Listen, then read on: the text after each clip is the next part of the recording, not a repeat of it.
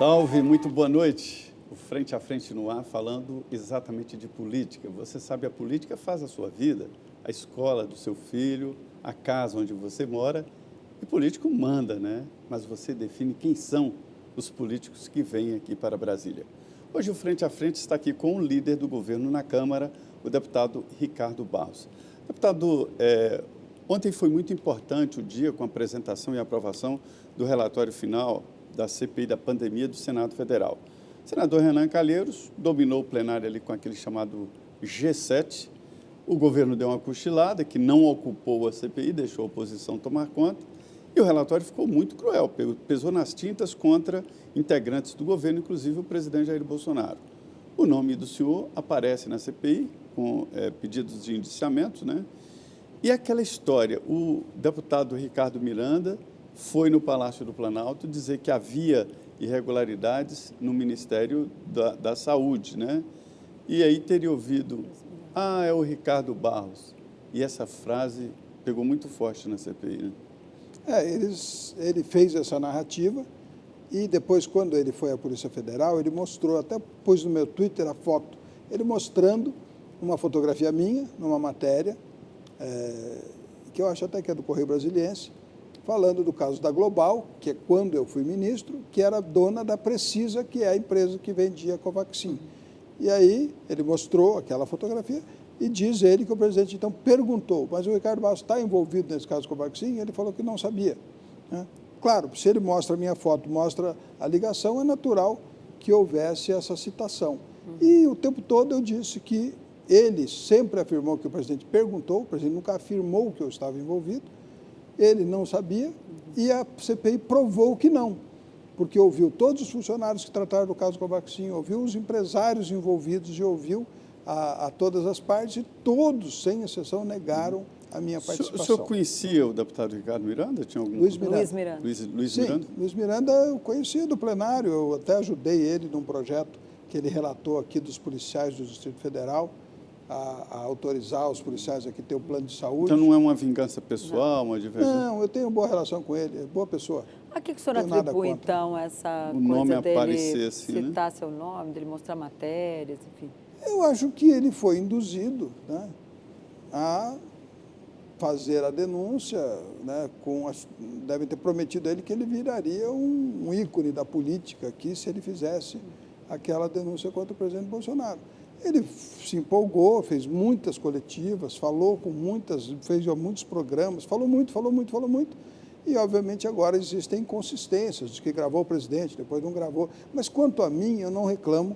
Todas as citações que ele fez quanto àquela conversa com o presidente, que o presidente não confirmou, é de que o presidente perguntou a ele se eu estava ou não envolvido no caso, e ele disse que não sabia. A CPI investigou e descobriu que não, eu não estou envolvido no caso. O senhor chegou a conversar com o presidente sobre esse assunto depois disso? Não, porque eu achei que o presidente estava na posição correta de não responder à CPI. Porque a CPI era um ambiente visivelmente construído para desgastá-lo. Ele, né, diz que deixa para lá a CPI, né, nos termos dele, descartou, e eu acho que ele não precisava mesmo responder.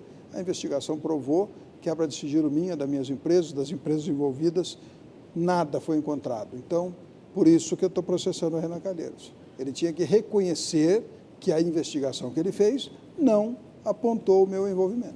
Agora, deputado, o Zé Maria lembrou bem que o estrago político está feito, né? São 605 mil mortos, é uma tragédia na vida das pessoas e a narrativa da CPI, desse grupo majoritário, está num relatório que vai para outras instâncias. Eles estão pensando, inclusive, em levar para uma corte internacional. Como é que vai ser possível sair disso? Qual é a aposta do governo? É a de que a pandemia lá no ano que vem já não vai estar mais nessa batida aí, fazendo tanto... esse trauma vai passar e as pessoas vão estar preocupadas com outras coisas? Como é que o governo está trabalhando isso? Como é que vai se trabalhar isso nas outras instâncias? Porque dentro da CPI o governo perdeu a batalha. Agora outras batalhas virão. Como é que isso está sendo trabalhado? Olha, eu não me preocupo em nada com isso. O relatório, como dissemos aqui, é muito político, pouco jurídico. Não tem consistência nenhuma. Não provaram corrupção no governo Bolsonaro. Nenhuma. Não conseguiram alguém que afirmasse ou um documento que provasse da corrupção. Não provaram desvio de conduta. O presidente editou a medida provisória de 20 bilhões no ano passado e comprou vacina para todos os brasileiros. Todas as vacinas que qualquer um de nós tomou, pagas pelo governo Bolsonaro. O governo Bolsonaro fez a sua parte, né? E as mortes aconteceram no mundo inteiro. Então, esse negócio de ficar... nenhum país escapou das mortes da pandemia. Então, essa narrativa da CPI, que agora se encerra... Mas o número aqui foi muito alto, deputado. 605 mil pessoas até agora. Nós estamos ainda atrás dos Estados Unidos, mas o fato é que Estados Unidos é o país mais desenvolvido do mundo e teve as mortes. Então, não se pode relacionar o número de mortes com a ação do governo. Se você falar que foi o clima, que foi o tipo de sangue das pessoas, que foram as variantes, tudo isso é possível. Falta de estrutura, tivemos aí um momento com falta de UTIs, com dificuldade de oxigênio, é verdade, mas isso aconteceu em vários países. Nós assistimos no começo da pandemia a Itália, né, tendo gente que não tinha UTI, morrendo sem assistência. O primeiro grande alarme do mundo. Começou assim. Então, e aí, por acaso o presidente da Itália é genocida, o primeiro-ministro? Ninguém está falando isso. Então, essa narrativa vai se diluir ao longo do tempo. Ela não tem sustentação porque ela não corresponde à realidade. O governo fez um excelente trabalho de dispor de estrutura e de recursos para combate à pandemia. Bilhões e bilhões de reais. O senhor foi ministro da Saúde. O PP sempre teve ali um apego muito grande a essa área de saúde, principalmente o Ministério da Saúde. Por que o partido é tão direcionado para esse assunto? Olha, na verdade, nunca foi, né? Foi quando eu virei ministro. Depois o Gilberto Ock me sucedeu, quando eu saí para ser candidato.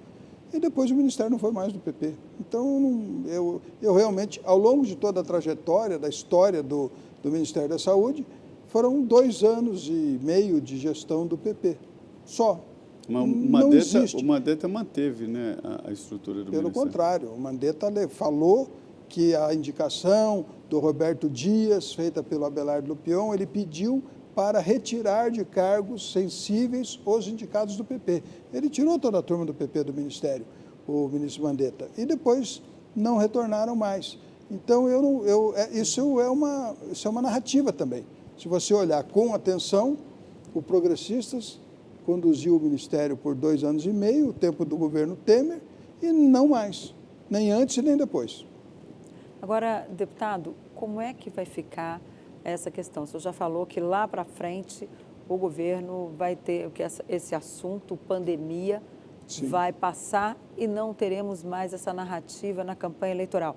Essa é a sua aposta, então, que esse assunto não será usado na campanha eleitoral?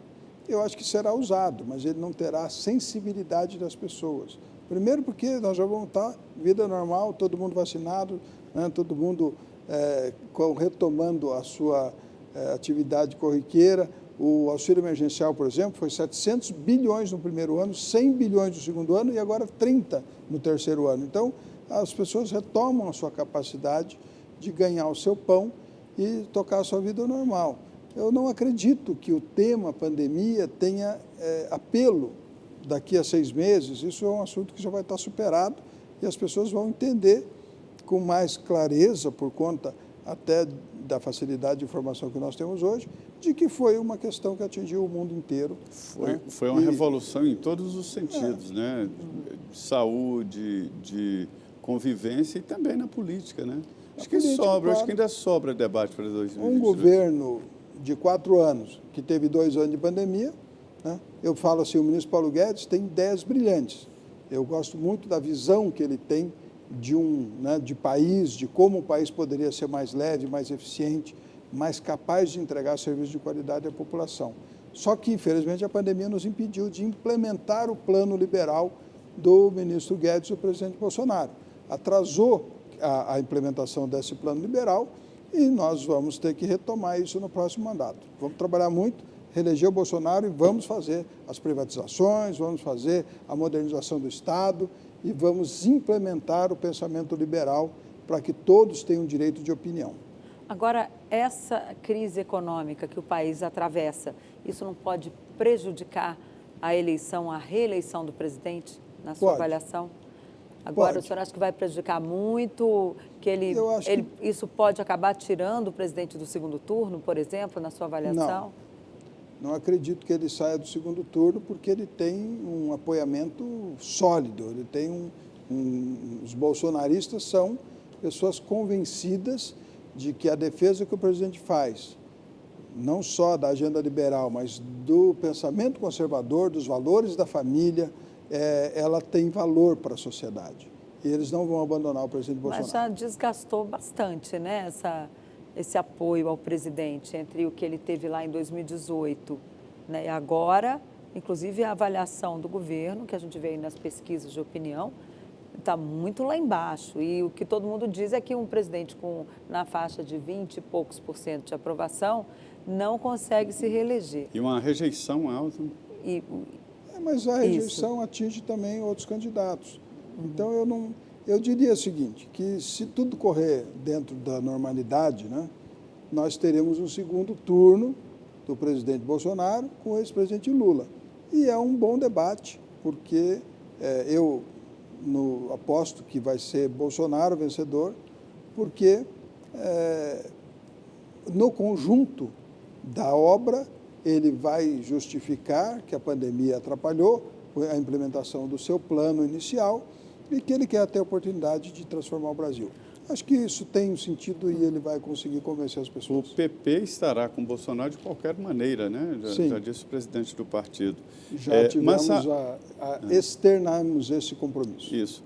Há um esforço muito grande na tentativa de se criar um candidato ali de centro, né? Conversas de vários partidos políticos, inclusive com a participação do PSDB, do PSD, que pode sair das urnas ali como grande partido também, que o Kassab está trabalhando, fazendo líderes regionais e tal. Por que, deputado, que esse grupo de centro, que sempre foi muito forte, hoje está ali vagando e pode ficar fora do segundo turno? O que está acontecendo? Olha, o centro, ele é um campo neutro. O senhor sempre foi mais ou menos dessa área, né? Eu sou mais centro-direita. Na verdade, o Progressistas é o partido mais à direita do Brasil, fora o PSL, que veio com Bolsonaro. Mas o centro, ele é amorfo, né? Então, ele não tem dificuldade de empolgar as pessoas, de criar militância, de levar a gente para a rua, porque ele não tem uma bandeira, né, para carregar que não seja a da governabilidade, que é muito importante para o Brasil. Então, os partidos de centro são os partidos que dão governabilidade. Quem se elege compõe com o centro para governar. Bolsonaro, com 52 deputados, tinha que compor os 250 votos ou os 308 para fazer uma reforma. Então, todo presidente vai ter que compor com o centro para governar.